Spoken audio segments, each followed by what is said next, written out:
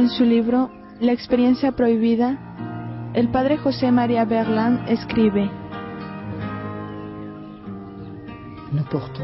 ¿No llevamos todos en nosotros el deseo de un encuentro que nos colme, la aspiración a la plenitud, el llamado a arrancarnos de la mediocridad de nuestra vida cotidiana para lanzarnos hacia el ser absoluto, el ser primero?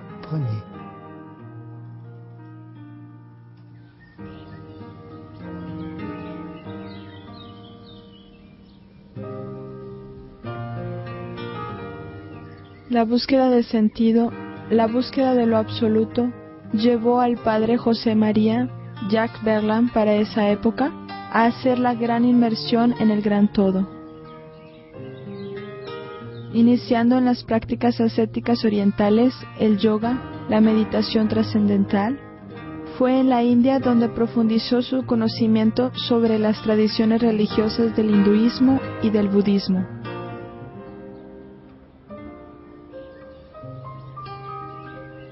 Siendo llevado más adelante a las prácticas esotérico-ocultas, nos cuenta hoy su experiencia y la confrontación con la verdad de aquel que vino a buscarlo al otro extremo del mundo, Cristo.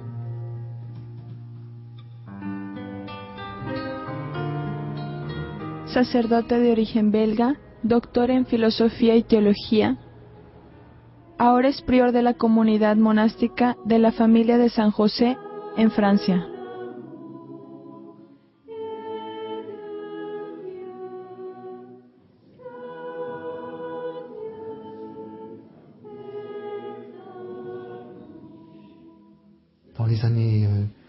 En el 68 tenía 20 años. Era la época de la exuberancia, de la gran revolución cultural. Yo era investigador de química nuclear y los medios científicos y de investigación se encontraban en plena efervescencia. En ese momento me dejé llevar por esa ola. Me orienté hacia las propuestas de Oriente que en este momento invadían el horizonte francés, y no solo el de Francia, sino el de la cultura occidental.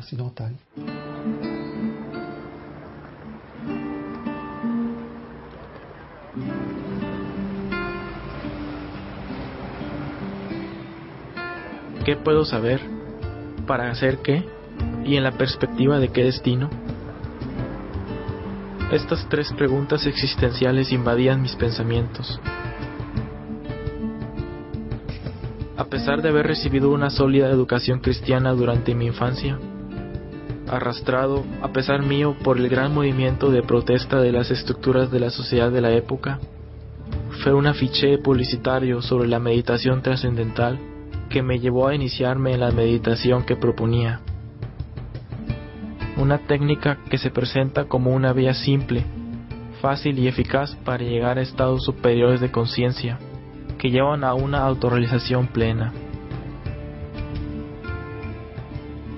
Es así como me convertí yo mismo en un iniciador de esta técnica de meditación. Conocí al gurú Maharishi Mahesh Yogi, gurú de los Beatles, a quien le simpaticé y recíprocamente. Le pregunté si me podía quedar con él, porque para mí se trataba realmente de una búsqueda de sentido. Yo quería ir hasta el fondo de este proceso que yo había comenzado practicando la meditación trascendental. Él me llevó como su discípulo, se podría decir en un lenguaje occidental, su secretario personal, pero era mucho más que eso, porque esta función tiene una dimensión espiritual. Fue así como con él le di casi 3 veces la vuelta al mundo, pero principalmente pasé durante 4 años largos periodos en los ashram del Himalaya, donde pude profundizar tanto en la doctrina hinduista y como en la budista, y sobre todo sobre las prácticas que conducen a las famosas experiencias del samadhi, el moksha, del nirvana y del satori.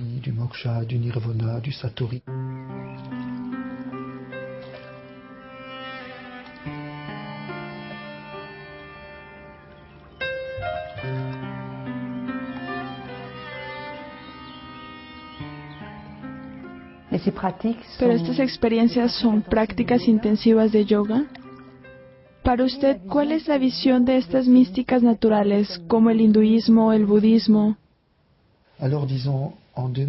Digámoslo en dos palabras, ya que para la tradición oriental, a la que Occidente se volcó en esos años, para estas tradiciones no hay Dios trascendente personal, pues es aquel al que se trató de eliminar. Por lo tanto, es un divino inmanente, una energía divina impersonal. Todo sería divino por naturaleza. Todo lo que existe sería de naturaleza divina.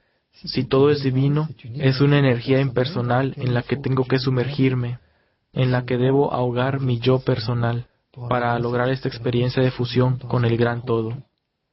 Es efectivamente una experiencia fascinante, y puesto que yo pude vivirla en varias ocasiones, ¿en qué es ella fascinante?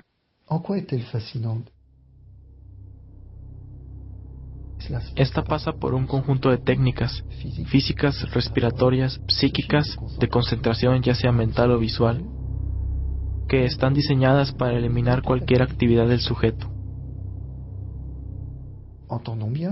Pongámoslo claro, no hay más sujeto que de verbo alguno. Me muevo, pues bien, basta con no moverme más. Tomando una posición como la del loto, se puede mantener una inmovilidad perfecta. No me muevo más, pero aún estoy respirando. Pues bien, basta controlar la respiración hasta que ya no sea sino un velo. Prácticamente nada, por el pranayama. Pero esto no me impide pensar. Entonces se debe dominar el pensamiento para conseguir eliminarlo por medio de una especie de un estado de trance a través de la repetición de mantras o por medio de la concentración visual, hasta que finalmente ese yo desaparece.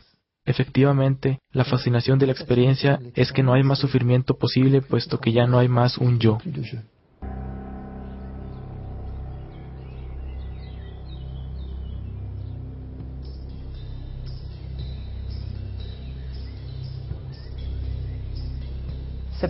Puede ser muy tentador el no sufrir, pero ¿cómo estaba usted después de haber vivido estas experiencias?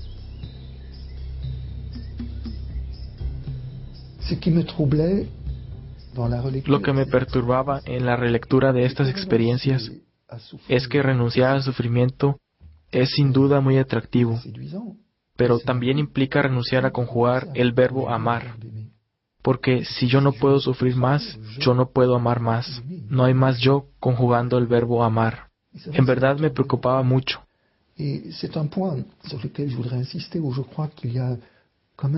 es un punto sobre el cual quiero insistir, porque creo que es traicionera la presentación que se hace de las tradiciones orientales en Occidente, donde casi hemos olvidado este radicalismo de la desaparición del yo que implica, y sí que implica, que el amor es una ilusión. Para Oriente, Buda dice que el amor es una ilusión que debe eliminarse tanto como el odio, puesto que el amor, como el odio, mantiene la ilusión de alteridad del otro. Si bien Occidente no va hasta este radicalismo, pretende que uno puede unirse a la experiencia de inmersión en la gran energía, en el gran todo, diciendo que esta energía se manifiesta como amor. Estoy envuelto en el amor, en el calor del amor.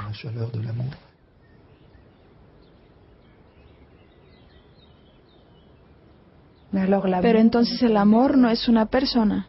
¿Es una gran energía en la que el hombre pretende que puede sumergirse?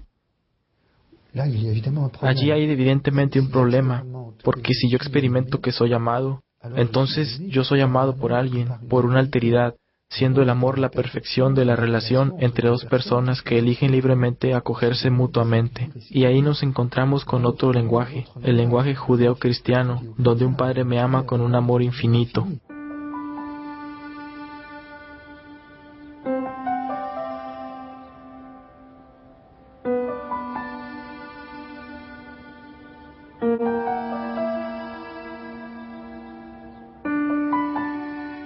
Y este amor subsistente es el Espíritu Santo, que es una persona.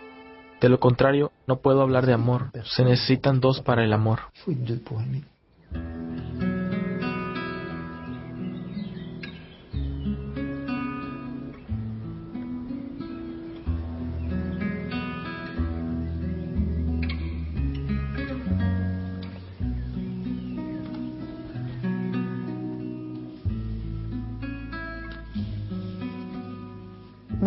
Pero luego de todo lo que hemos compartido, los cristianos que practican yoga para su bienestar, ¿pueden continuar? Yo diría que no hay yoga cristiano, sino que hay cristianos que hacen yoga. Solamente hay yoga y yoga. El yoga tal como lo practicábamos hacía parte de una gran liturgia, mientras que aquí muchos occidentales hacen yoga como ejercicios de relajación. Dicho esto, cuando le dije al gurú en un viaje a Alemania que los europeos estaban haciendo yoga para relajarse, él tuvo un ataque de risa. Luego pensó por un momento y dijo, pero esto no evitará que el yoga haga su efecto, lo cual es muy significativo. El efecto del yoga está en contra de la actitud cristiana, que es el de la acogida del otro, dejarse descubrir por el otro y dejarse personalizar por el encuentro con el otro.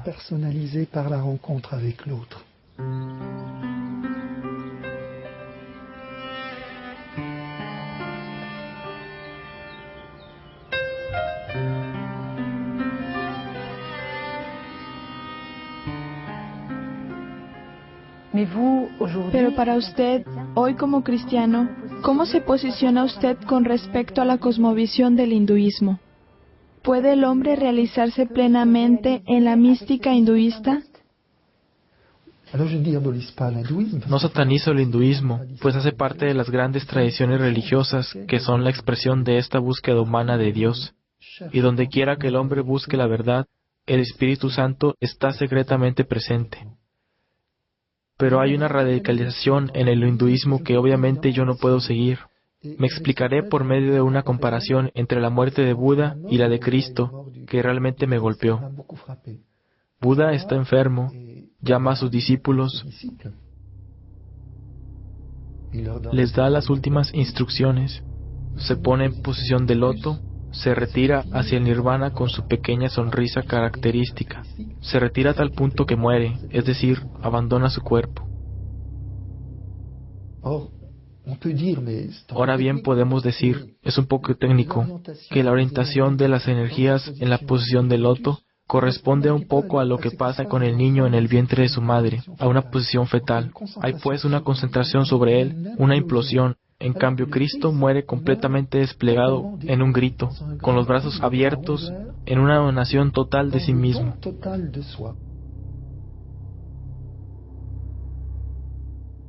Podría decir que por un lado se tiene un movimiento centrípeto de repliegue sobre sí mismo, y por el otro lado un movimiento centrífugo del amor que se entrega, y que con sus brazos abiertos, en donde todos están invitados a unirse a su corazón traspasado, el camino del Padre.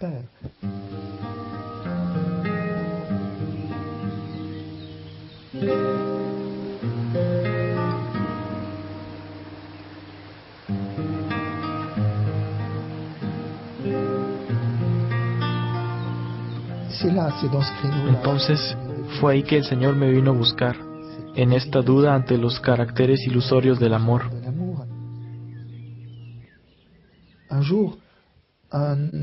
Y un día, un médico naturista fue a visitar al gurú porque nuestros cuerpos estaban bastante maltratados por el intenso ejercicio que realizábamos allí.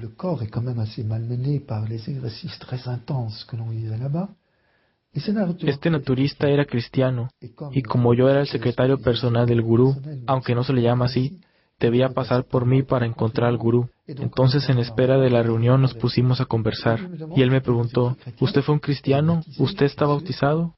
Le dije, claro. ¿Y usted era un cristiano? Pero hoy, ¿quién es Jesús para usted? Y entonces, esta experiencia es difícil de expresar, pero percibí intensamente la presencia de Jesús, que me preguntó, Hijo mío, ¿cuánto tiempo me harás esperar?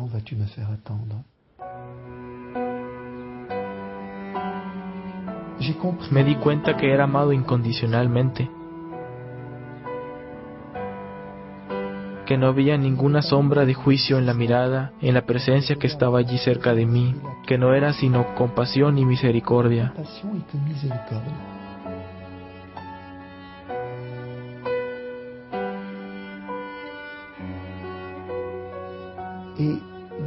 Y de repente, Dios mío, me encontré de pie, pero con una fuerza increíble, y de pie entendí, sabes lo que tienes que hacer. Sí, yo sabía efectivamente que en realidad ya no estaba en mi lugar al lado del gurú después de semejante experiencia.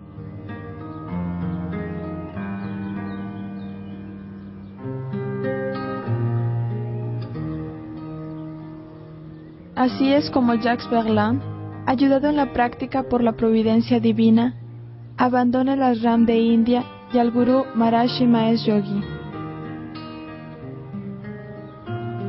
Toma un avión a Europa, a Bélgica, teniendo como único equipaje un maletín con algo de ropa y sus papeles.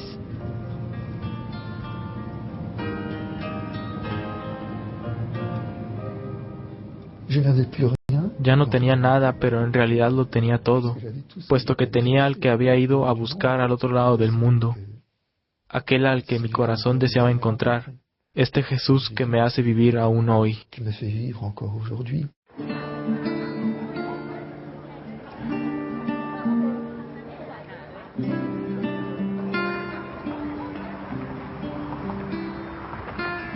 Pero mi regreso a Bruselas fue inmediatamente agitado. En búsqueda de un interlocutor que pudiera ayudarme a hacer balance de todo lo que había vivido, sin atreverme a dirigirme a representantes de la iglesia, me puse a frecuentar personas que parecían más en condiciones de aclararme. Parecían al corriente de algunas concepciones transmitidas por el hinduismo, tomando como referencia a los evangelios. Puse mi confianza en este grupo que se decía cristiano.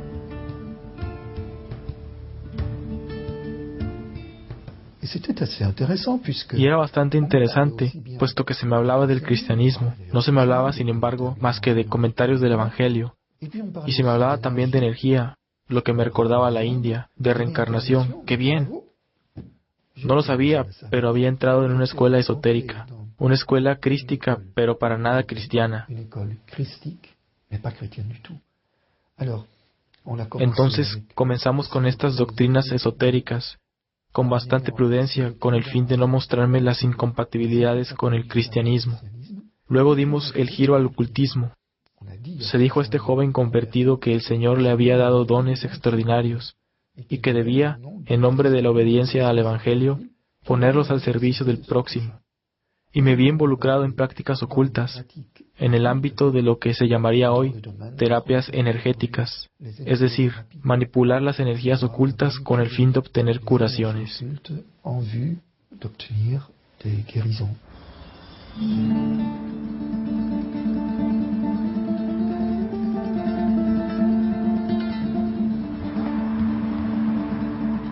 Me volví amigo de un terapeuta naturista, y al estar en contacto con él, descubrí que las técnicas orientales habían desarrollado en mí una gran capacidad como medium, que me invitó a explotar utilizando las fuerzas ocultas sobre las cuales podía conectarme sin dificultad. Había reanudado una actividad profesional, pero estas sesiones de curación ocupaban la mayoría de mi tiempo libre.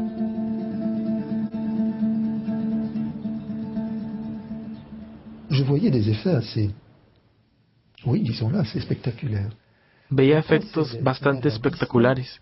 Se procedía incluso a distancia con operaciones de desbloqueo de la cavidad nasal, sin tocar nada, solamente por trabajo oculto. ¿Y las personas eran de verdad sanadas? ¿Si la gente es sanada por esta clase de prácticas? Respuesta, no. Hay un desplazamiento del síntoma, pero eso también lo supe mucho más tarde. ¿Cuántas veces se observa que una persona recibe una curación oculta y el síntoma desaparece, pero 15 días más tarde hay otro síntoma? ¿Pero cuál es el problema? Vuelvo a esta sesión y el síntoma desaparece de nuevo, y así sucesivamente. En vez de decirse, con sentido común, mira qué curioso, si debo consultar a un médico cada 15 días, debe haber un problema y normalmente cambio de médico. Pero no, hay una alineación progresiva de la libertad, hay un vínculo que se instaura.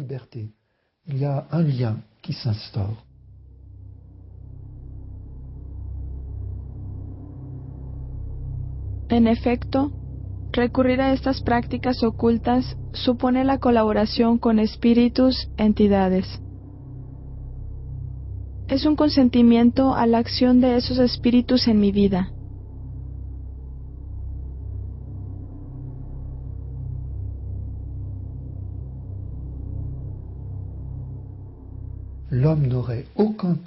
El hombre no tendría ningún poder sobre los planos ocultos sin la colaboración de las entidades que controlan el plano oculto sobre el cual trabaja. Digo entidades, de latín entitas, que quiere decir algo que existe. Entonces nosotros, en nuestras tradiciones, hablaremos de demonios. Son espíritus inteligentes que tienen la capacidad de pensar, de querer y de trabajar con el hombre, de llamarlo aunque no como nosotros hablamos aquí. Y así vemos que todas las tradiciones cristianas u otras nos ponen en guardia contra toda forma de alianza, de colaboración con estas famosas entidades. Y es allí donde justamente el trabajo en el ocultismo o la magia se vuelve peligroso, no a causa de las energías, sino debido a la colaboración. ¿Saben? Puedo remontarme a San Agustín sobre este análisis acerca del poder de apagar el fuego. Por medio de una fórmula que se pronuncia, se llega a eliminar los efectos de una quemadura, no solo el dolor, sino también la herida.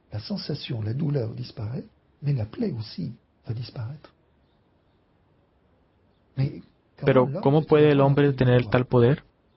Agustín dice, no es el hecho de pronunciar esta fórmula, usted no es Dios creador, su palabra no es creadora. Otros dicen, pero es una oración, es falso, se reza al fuego, pero hablar al fuego no es dirigirse a Dios.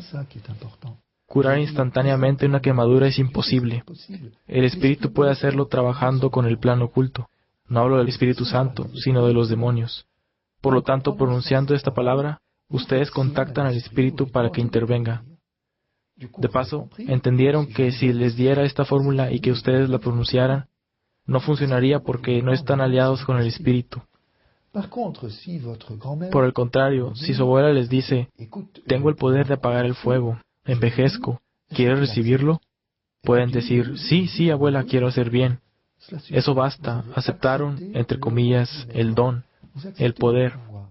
Es decir, el Espíritu lo reconoce y de ahí en adelante, mientras que hace 5 minutos la fórmula no funcionaba cuando la pronunciaban, ahora que la recibieron de su abuela, ustedes se unieron a una tradición. Ahora funciona. ¿Ven que no es la fórmula en sí? Es simplemente que es necesario inscribirse a un linaje iniciático. Es una iniciación implícita en el consentimiento que se dio al recibir el poder.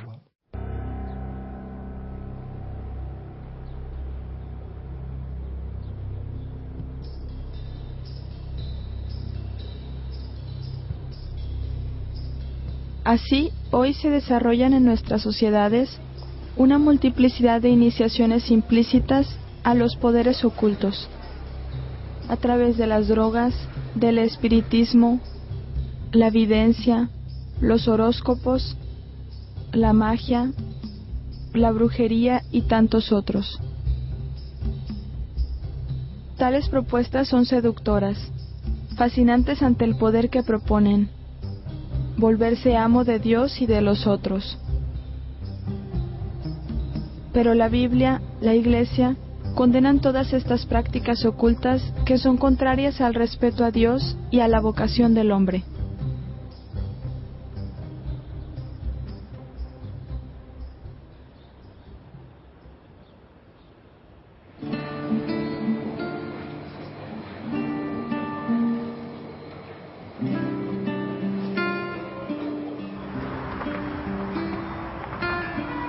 Mi conversión a Cristo era sincera. En nombre de la caridad evangélica, practicaba estas curaciones ocultas. Aunque no me había atrevido a confiarme a los representantes de la Iglesia, participaba, sin embargo, todos los días en la Eucaristía que prolongaba en un tiempo de adoración, sin olvidar el rosario. Solo progresivamente fue que tomé conciencia de una enajenación sutil a raíz de este trabajo con esas entidades, sobre todo cuando un día se manifestaron.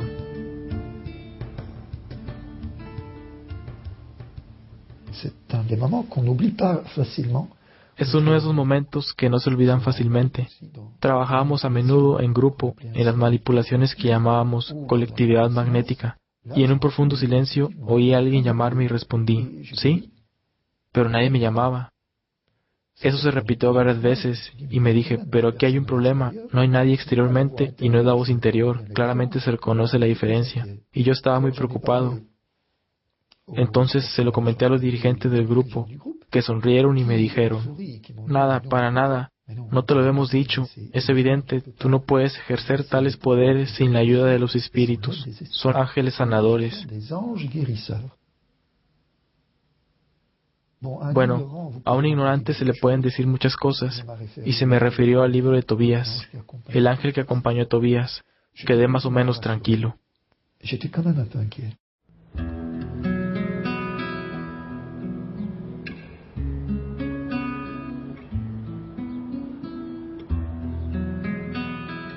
Continué ejerciendo con la ayuda de estos supuestos ángeles sanadores,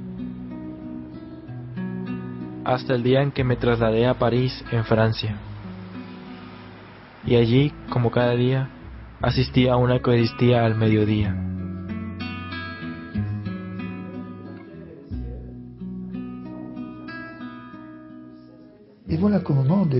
Y ahí que en el momento de la elevación, por Él, con Él y en Él, escucho a estos famosos ángeles sanadores blasfemar vergonzosamente de Cristo presente en este sacramento.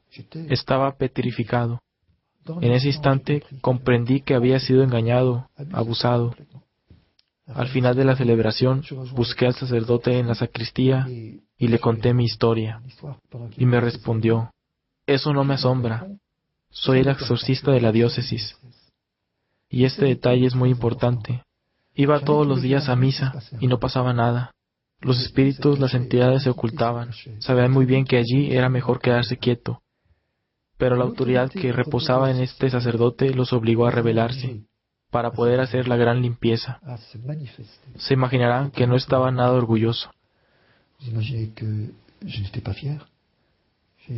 Pude allí mismo depositar todos estos poderes a los pies de la cruz de Jesús, pidiendo ser liberado, lo que se logró con oraciones intensas y un largo periodo de convalecencia que fue muy importante.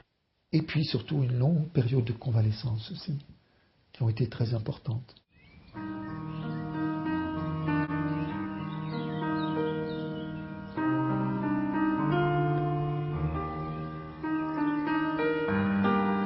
Después de 2 años de prácticas ocultas, fue por la autoridad del nombre de Jesús Salvador y en la fuerza de su Espíritu Santo, invocado con hermanos en la fe, que fui liberado de estos obstáculos que asfixiaban mi corazón, mi alma y agotaban mi cuerpo.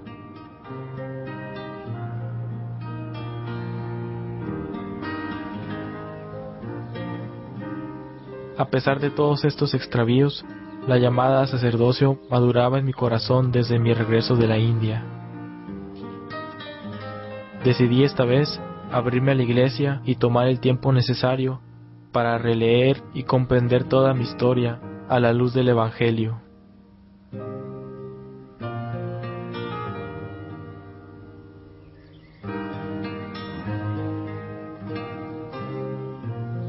Es así como después de 10 años de estudios filosóficos y teológicos, Jacques Verlaine es ordenado sacerdote en 1983 y se orienta hacia una vida monástica en la comunidad de la familia de San José.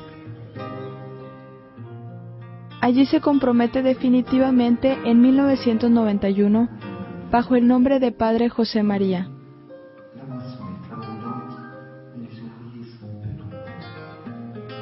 Después de 20 años de trabajo y de silencio sobre su historia, da testimonio hoy de la obra de Dios en su vida alrededor del mundo.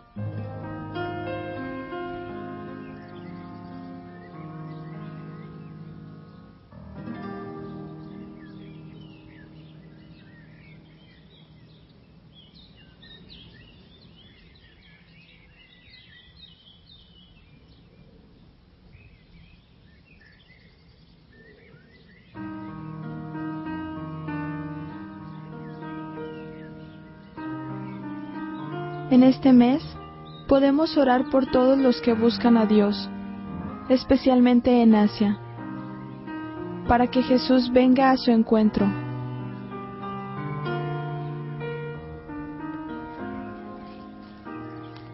La palabra del mes está en el libro de los Hechos de los Apóstoles, capítulo 4, versículo 12. porque no hay bajo el cielo otro nombre dado a los hombres que el de Jesús, por el que nosotros debamos salvarnos.